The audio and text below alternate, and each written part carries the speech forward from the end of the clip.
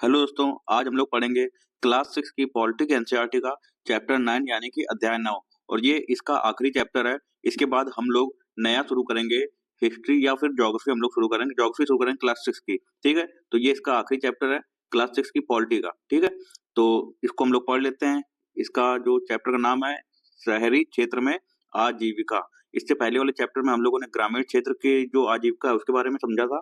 इस चैप्टर में हम लोग समझेंगे शहरी क्षेत्र में आजीविका के बारे में।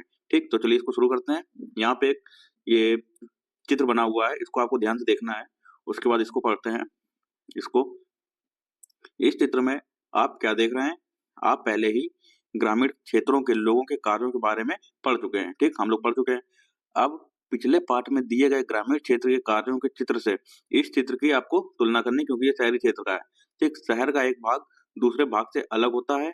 आपने ऊपर वाले चित्र में क्या भिन्नताएं देखी, ठीक है। तो ये चीजें जो बच्चे हैं जो क्लास 6 के, उनके लिए हैं। आगे हम लोग अपनी कहानी की शुरू करते हैं। शहरी क्षेत्र में, ठीक, भारत में 5,000 से ज्यादा शहर हैं और 27 महानगर हैं। चेन्नई, मुंबई, दिल्ली, कोलकाता जैसे प्रत्येक महानगर में 10 लाख से भी ज्यादा लोग रहते हैं और काम करते हैं। कहते हैं कि शहर में जिंदगी कभी रुकती नहीं। चलिए एक शहर में जाकर देखें कि वहां लोग क्या काम करते हैं, क्या वे नौकरी करते हैं या अपने रोजगार में लगे हैं। वे अपना जीवन कैसे चलाते हैं, क्या रोजगार और कमाई के मौके समान रूप से सभी को मिलते हैं। इस चीज के बारे में हम लोग जानेंगे। ठीक, तो चलिए शुरू करते हैं। सड़कों पर काम करना, यह वह शहर है जिसमें मेरी मौसेरी बहन रहती है। ठीक, मैं यहाँ गिनी चुनी बार ही आई हूँ। यह बहुत बड़ा शहर है। एक बार जब मैं यहाँ आई तो मेरी मौसेरी बहन मुझे घुमाने के लिए ले गई थी। हम तड़के ही यानी कि सुबह सुबह ही घर से निकल गई थी। जैसे ही हम मुख्य सड़क की तरफ मुड़े, हमने देखा कि वहाँ काफी चहल पहल थी। सब्जी बेचने वाली अपनी रेहड़ी पर टमाटर, गाजर व खीरे को सजाने में व्यस्त थी, ताकि लोग देख सके कि उसके पास बेचने के लिए क्या क्या है।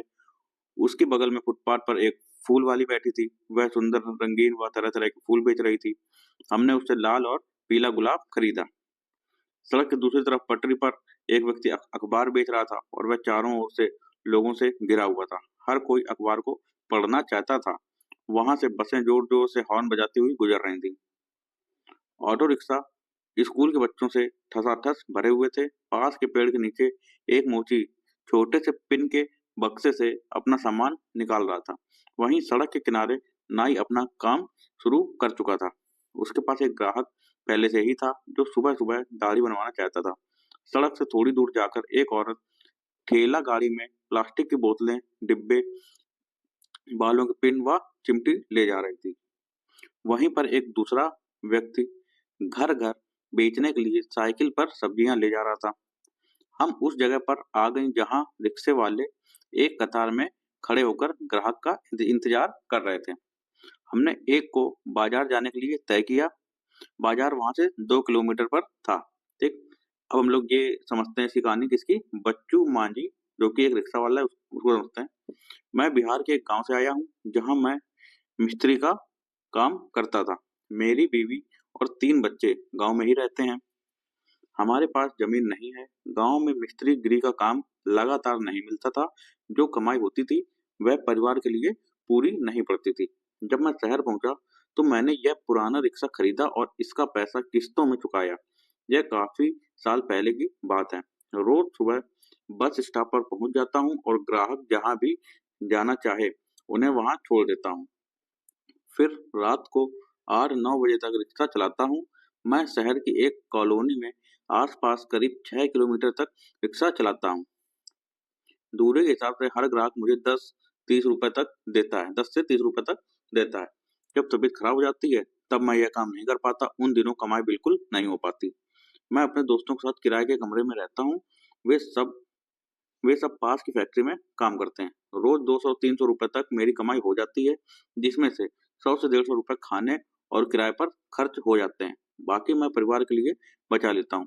साल में 2-3 बार मैं अपने परिवार से मिलने गाँव जाता हूँ। जो पैसा शहर से बेचता हूँ मेरा परिवार उसी पर जीता है। कभी कभार मेरी बीवी खेतों में मजदूरी करके थोड़ा बहुत कमा लेती है। ठीक, तो ये इसके बारे में हम लोगों ने समझ लिया। बाकी ये क्वेश्चन है, ये बच्चों के लिए हैं। आगे हम लोग अपनी कहानी शुरू करते हैं। बच्चू मांझी की बच्चू मांझी की तरह ही शहर में कई सारे लोग सड़कों पर काम करते हैं। वे चीजें बेचते हैं, उनकी मरम्मत करते हैं या कोई सेवा देते हैं। वे स्वरोजगार में लगे हैं। ठीक, स्वरोजगार मतलब अपना जो खुद का जो व्यापार होता है उसमें। उनको कोई दूसरा व्यक्ति रोजगार नहीं देता है, इसलिए उन्हें अपना काम खुद ही संभालना पड़ता है। वे खुद योजना बनाते हैं कि कितना माल खरीदें और कहाँ व कैसे अपनी दुकान लगाएं। उनकी दुकानें अस्थायी होती हैं, मतलब एक जगह स्थित नहीं होती हैं।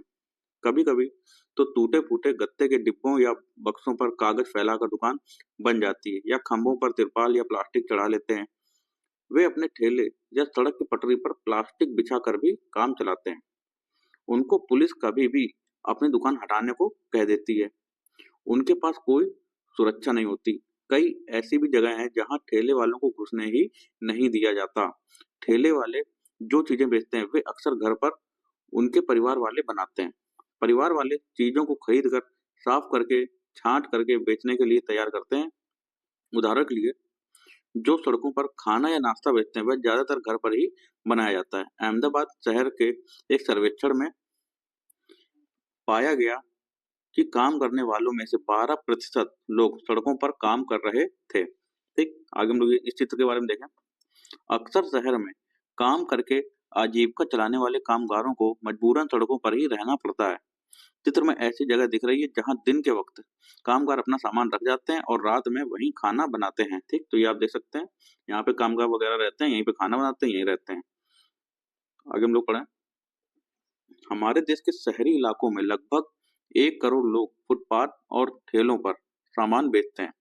अभी हाल फिलहाल तक गलियों और फुटपाथ पर इस काम को यातायात और पैदल चलने वाले लोगों के लिए एक रुकावट की तरह देखा जाता था, लेकिन कई कई संस्थाओं के प्रयास से अब इसको सभी के लिए उपयोगी और आजीविका कमाने के अधिकार के रूप में देखा जा रहा है। सरकार भी उस कानून को बदलने पर विचार कर रही है जिससे उन पर प्रतिबंध लगा हुआ था।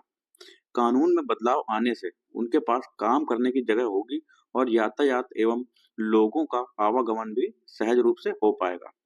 ऐसा सुझाव है कि शहरों में कुछ इलाके फुटपाथ और ठेलों पर सामान बेचने वालों के लिए तय कर दिए जाएं। यह भी सुझाव है कि उन्हें खुले रूप से आने जाने की अनुमति हो और वे लोग उन समितियों में रखे जाएं जो इन मुद्दों पर निर्णय लेती है। ठीक, आगे देखें। बाजार में जब हम बाजार पहुंचे तो दुकानें अभी खुलनी शुरू ही हुई थी, लेकिन त्योहार के कारण वहां बहुत भीड़ हो चुकी थी। वहां मिठाई, खिलौने, कपड़े, चप्पल, बर्तन, बिजली के सामान इत्यादि की दुकानों की कतार पर कतार थी। एक कोने में दांतों के डॉक्टर का क्लिनिक था। मेरी मौसेरी बहन ने उनसे पहले से ही समय ले रखा था। हम वहां पहले पहुंच गए जिससे हमारी बारी ना चली जाए। ठीक, हमें थोड़ी देर एक कमरे में इंतजार करना पड़ा। डॉक्टर ने उसके दांतों का परीक्षण किया और दांत का छेद भरवाने के लिए अगले दिन आने को कहा। वह बहुत डर गई थी क्योंकि उसने सोचा कि एक तो अपना दांत खराब होने दिया और ऊपर से इतना दर्द सहन करना पड़ेगा।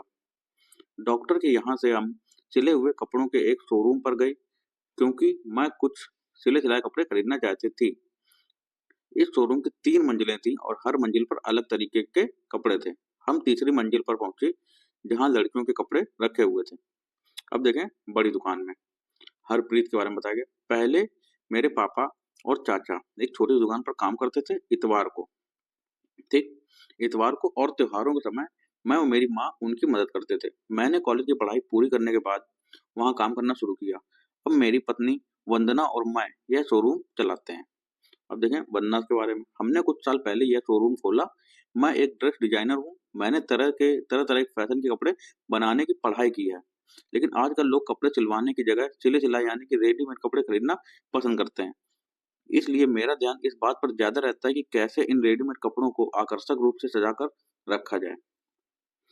हम अपने शोरूम के लिए अलग अलग जगहों से सामान खरीदते हैं। ज्यादातर माल मुंबई, अहमदाबाद, लुधियाना और त्रिपुरा, ठीक है, यहाँ पे त्रिपुरा होगा, त्रिपुरा से आता है। कुछ सामान दिल्ली के पास के शहरों जैसे गुड़गांव और नोएडा से भी आता है। कुछ कपड़े हम विदेशों से भी मंगवाते हैं। इस शोरूम को सही रूप से चलाने के लिए हमें कई चीजें करनी पड़ती हैं। हम विभिन्न अखबारों में, सिनेमा हॉल में, टेलीविजन व रेडियो चैनल पर विज्ञापन देते हैं। अभी तो यह शोरूम किराए पर है, पर हम इसे जल्द ही खरीद लेंगे। जब से यह बाजार आसपास रहने वाले लोगों के लिए मुख्य बाजार बन गया है, तब से हमारा व्यापार बहुत बढ़ गया है। हमने एक कार खरीद ली है और पास की सोसाइटी में एक फ्लैट भी ले लिया है। हरप्रीत और वंदना की तरह कई लोग हैं जिनके पास शहर के बाजारों में अपनी दुकानें हैं। ये दुकानें छोटी बड़ी हैं और लोग आगे देखें और लोग अलग अलग चीजें बेचते हैं। ठीक, सबसे पहले हम लोग इसको पढ़ लेते हैं। वंदना और हरप्रीत ने एक बड़ी दुकान क्यों शुरू की और उनको यह दुकान चलाने के लिए क्या क्या करना पड़ता है, ठीक इसके बारे में आपको सोचना है।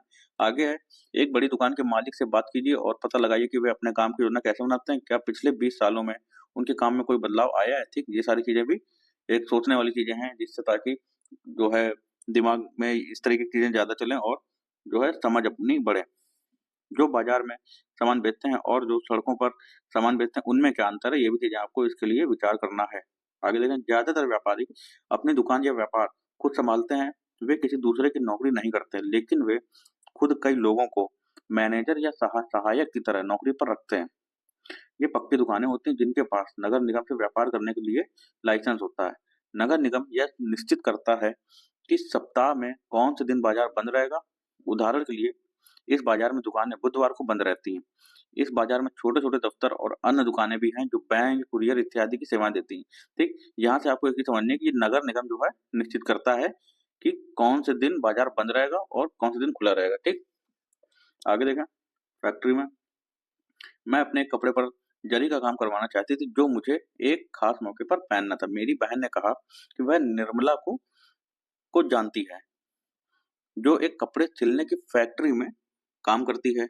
निर्मला के पड़ोसी जरी और कढ़ाई का काम करते हैं। हमने बस पकड़ी और फैक्ट्री की तरफ चल पड़े। बस खचाखच भरी हुई थी। हर स्टॉप पर लोग चढ़ते ही जा रहे थे और कोई उतरने का नाम ही नहीं ले रहा था। अपनी जगह बनाने के लिए लोग एक दूसरे को धक्का दे रहे थे। मेरी बहन ने मुझे एक कोने पर खड़ा कर दिया ताकि भीड़ में हमारा भरता ना बन जाए। मुझे हैरानी हो रही थी कि लोग रोज ऐसे कैसे सफर करते हैं। जैसे ही बस फैक्ट्री के पास पहुंची, लोग उतरने लगे। हम भी एक मोड़ पर उतर गए। ठीक, जान में जान आई उनके भाई, क्योंकि भीड़ भाड़ थी। आगे मोड़ पर बड़े सारे लोग समूहों में पहाड़ों पर बैठे हुए थे। कुछ टिक कर खड़े हुए थे। उन्हें देखकर लग रहा था कि वे शायद किसी का इंतजार कर रहे थे। कुछ लोग स्कूटरों पर सवार उनसे बात कर रहे थे और रेट को लेकर मोल तोल कर रहे थे। मेरी बहन ने समझाया कि यह लेबर चौक कहलाता है। ये दिहाड़ी पर काम करने वाले मजदूर और मिस्त्री हैं। कुछ जहाँ भवन बन रहे होते हैं वहां मजदूरी करते हैं और कुछ बोझा ढोते हैं और ट्रकों से सामान उतारते हैं। कुछ लोग टेलीफोन की लाइन और पानी की पाइप के लिए खुदाई का काम भी करते हैं, लेकिन इन्हें हमेशा काम नहीं मिलता। ऐसे हजारों अनियमित मजदूर शहर में हैं। हम फैक्ट्री में घुसे तो हमने पाया कि वहां अलग अलग काम के लिए अलग अलग विभाग थे। उनमें ऐसा लग रहा था कि लोगों की कभी ना खत्म होने वाली पंक्तियां थी जहां कपड़े सिले जा रहे थे। उस विभाग में हमने देखा कि लोग छोटे से कमरे में मशीनों पर काम कर रहे थे। एक एक व्यक्ति एक एक सिलाई की मशीन पर लगा हुआ था और हर कमरे में ऐसी बहुत सारी मशीनें थी। जो जो कपड़े तैयार हो रहे थे वे कमरे में एक तरफ तय करके लगाए जा रहे थे। ठीक, ये लेबर जो होता है, जहाँ पे लेबर वगैरह मिल जाते हैं काम वाम करने के लिए, तो वही जगह खड़े रहते हैं ताकि उनको लोग जो है मोल तोल करके काम के लिए ले जाएं। ठीक, ये वही चीज बताई गई है यहाँ पे। आगे हम लोग देखें, हमने निर्मला को ऐसे ही एक जगह पर पाया। ठीक, ये जो काम कर रही है निर्मला, यहाँ पे काम हो रहा है, देखिए सिलाई का। ठीक, वह मेरी बहन से मिलकर बहुत खुश हुई और उसने वादा किया कि मेरे कपड़ों पर जरी का काम करवा देगी।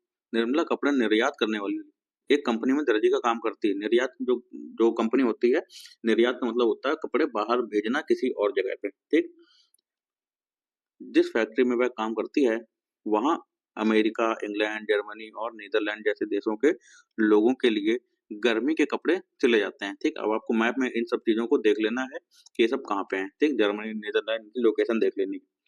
दिसंबर से अप्रैल तक निर्मला पर काम का बोझ बहुत ज्यादा रहता है। अक्सर वह 9 बजे सुबह काम शुरू करती है और रात 10 बजे तक ही काम निपट पाता है। कई बार और भी देर हो जाती है। वह हफ्ते में 6 दिन काम करती। जब काम जल्दी जल्दी का होता है तो उन्हें इतवार यानी कि संडे को भी काम पर जाना पड़ता है।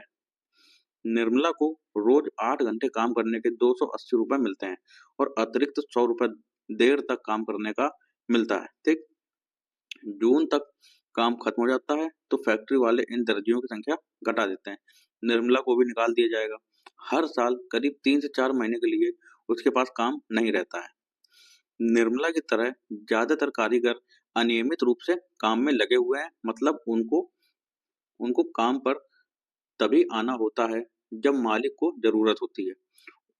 उनको रोजगार तभी मिलता है जब मालिक को बहुत सारा काम मिल जाता है या फिर खास मौसमों में काम मिलता है। साल के बचे हुए समय में उन्हें दूसरा काम ढूंढना पड़ता है।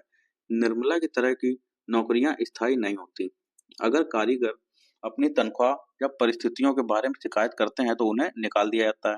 नौकरी की कोई सुरक्षा नहीं होती। अगर कोई बुरा व्यवहार करे तो उनके बचाव के लिए कुछ नहीं होता है। उनसे बहुत लंबे समय तक रोज काम करने की उम्मीद भी रखी जाती है। उदाहरण के लिए बिजली से चलने वाले करघों की यानी पावर लूम फैक्ट्री में मजदूर दिन और रात की पालियों में 12-12 घंटे तक काम करते हैं। उन्हें 8 घंटों से ज्यादा काम करने की मजदूरी अलग से नहीं मिलती, यानी 8 घंटे के अलावा जो काम करते हैं उसकी भी मजदूरी उन्हें नहीं मिलती।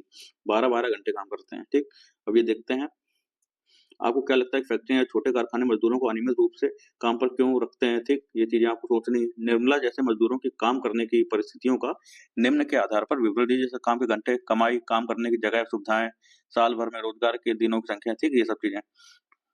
और क्या आप यह मानेंगे कि दूसरों के घरों में काम करने वाली महिलाएं भी अनियमित मजदूरों की श्रेणी में आती हैं? क्यों? एक ऐसी कामगार महिला के दिन भर के काम के का विवरण दीजिए। ठीक, जो दूसरों के घर में काम करने वाली होते हैं वो भी अनियमित मजदूरों की श्रेणी में आती हैं। ये आपको सोचना है। आगे देखें, दफ्तर में मेरी मौसी सुधा विपणन प्रबंधक यानी कि मार्केटिंग मैनेजर है। ठीक, उन्होंने हमें शाम 5:30 से पहले अपने दफ्तर पहुंचने को कहा था। हमने सोचा कि देर ना हो जाए, इसलिए ऑटो रिक्शा ले लिया जिसने हमें बिल्कुल समय पर पहुंचा दिया। उनका दफ्तर ऐसी जगह पर था जहां चारों तरफ बड़ी बड़ी इमारतें थी। उनमें उनमें से सैकड़ों लोग बाहर आ रहे थे। कुछ कार पार्किंग तरफ बढ़ रहे थे और कुछ बसों की पंक्तियों की तरफ। मौसी एक बिस्कुट बनाने वाली कंपनी में मैनेजर का काम करती हैं। बिस्कुट शहर के, आगे देखें, बाहर एक फैक्ट्री में बनाए जाते हैं। मौसी 50 विक्रेताओं यानी सेल्समैन के काम का निरीक्षण करती हैं जो शहर के विभिन्न भागों में आते जाते हैं। ये लोग दुकानदारों से बड़े बड़े ऑर्डर लेते हैं और उनसे भुगतान इकट्ठा करते हैं। काम को सुचारू रूप से चलाने के लिए मौसी ने शहर को 6 भागों में बांट दिया है और वे हर हफ्ते एक भाग के विक्रेताओं से मिलती हैं। वे उनकी प्रगति रपट यानी कि रिपोर्ट देखती हैं और उनकी समस्याओं पर चर्चा करती हैं। उनको पूरे शहर में बिक्री की योजना बनानी होती है और अक्सर देर रात तक काम करना पड़ता है। उन्हें काम के सिलसिले में यात्राएं भी करनी पड़ती हैं। मौसी को नियमित तनख्वाह मिलती है और वह बिस्कुट कंपनी की स्थायी कर्मचारी हैं। वे यह उम्मीद रख सकती हैं कि उनकी नौकरी लंबे समय तक चलेगी। स्थायी कर्मचारी होने के कारण उनको निम्नलिखित फायदे भी मिलते हैं। आप फायदे देखते हैं। बुढ़ापे के लिए बचत। ठीक, उनकी तनख्वाह का एक भाग भविष्य निधि में सरकार के पास डाल दिया जाता है। इस बचत बचत पर ब्याज भी मिलता है। नौकरी से सेवानिवृत्त होने पर यानी रिटायर होने पर यह पैसा मिल जाता है। उसके बाद छुट्टियां, इतवार यानी कि संडे और राष्ट्रीय त्योहारों के लिए छुट्टी मिलती है और उनको वार्षिक छुट्टी के रूप में भी कुछ दिन मिलते हैं। उसके बाद परिवार के लिए चिकित्सा की सुविधाएं भी उनको मिलती हैं। कंपनी एक सीमा तक कर्मचारी और उनके परिवारजनों के इलाज का खर्चा उठाती है। ठीक, तो ये सारी सुविधाएं मिलती है। एक प्रकार सरकारी जो नौकरी होती है उस तरीके से इसको दिखाया गया है। तो बाकी यहाँ पे बताया गया है जो कॉल सेंटर में जो काम करते हैं उस तरीके से। आगे हम लोग देखें, अगर तबीयत खराब हो जाए तो कर्मचारी को बीमारी के दौरान छुट्टी मिलती है। शहर में ऐसे कई कर्मचारी होते हैं जो दफ्तरों, फैक्ट्रियों और सरकारी विभागों में काम करते हैं, जहां उन्हें नियमित और स्थायी कर्मचारी की तरह रोजगार मिलता है। वे लगातार उसी दफ्तर या फैक्ट्री में काम पर जाते हैं। उनका काम भी तय होता है। उनको हर महीने तनख्वाह मिलती है। अगर फैक्ट्री में काम कम हो तो भी उन्हें अनियमित रूप से काम करने वाले मजदूरों की तरह निकाला नहीं जाता। आगे देखें, आखिरी दिन खत्म हुआ और हम मौसी की कार में थकी मंदी बैठ गई, लेकिन आज बहुत मजा आया। मैंने सोचा कि कितना अच्छा है कि शहर में इतने सारे लोग इतनी तरह का काम करते हैं। वे कभी एक दूसरे से मिलते भी नहीं, मगर उनका काम उन्हें बांधता है और शहरी जीवन को बनाए रखता है। ठीक, तो ये वाला भी हमारा चैप्टर हो गया कंप्लीट। बाकी क्वेश्चन चीजें आप लोग देख सकते हैं। और ये वाला हम लोग का जो चैप्टर था, ये लास्ट चैप्टर था, चैप्टर जो 9 है।